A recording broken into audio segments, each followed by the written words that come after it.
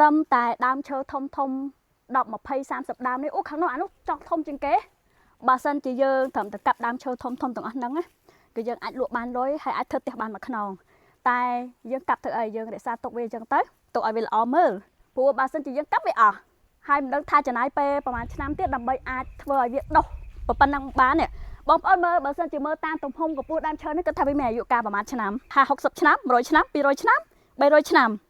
អញ្ចឹងយើងកុំកាប់វាយើងទុកអញ្ចឹងទៅយើងថែរក្សាព្រៃឈើគង់វាមិនខ្វះអស់ដុតទេចឹងសម្រាប់អ្នកដែលស្រឡាញ់ធម្មជាតិអ្នកដែលស្រឡាញ់ព្រៃឈើអ្នកដែលស្រឡាញ់ភ្នំក៏យើងឈរលើតួនេះគឺមើលឃើញភ្នំស្អាតមែនតើភ្នំស្អាតភ្នំអានេះគេជួភ្នំអូរ៉ាល់ហើយនៅខាងក្រោយនេះគឺស្ទឹងដែលមានសន្តាប់ដូចកោះអូមិនដឹងថាក្តីសម័យអ្នកណាខ្លះទេនេះដីនេះប៉ុណ្ណេះវា1ហិកតាល្មមប្តី2ប្រពន្ធ1កូន3អញ្ចឹងណារស់នៅស្រួលដាំដំណាំបែបលំហែកាយគេចពីភាពអបសុខពីបញ្ហាពី stress នៅភ្នំពេញអូខ្យល់បក់មកល្វិចល្វើយនៅខាងក្រៅសីតុណ្ហភាព40 អង្សាប៉ុន្តែនៅក្នុងនេះ19ត្រជាក់ហ្មងហើយឡើងត្រជាក់កញ្ញាត់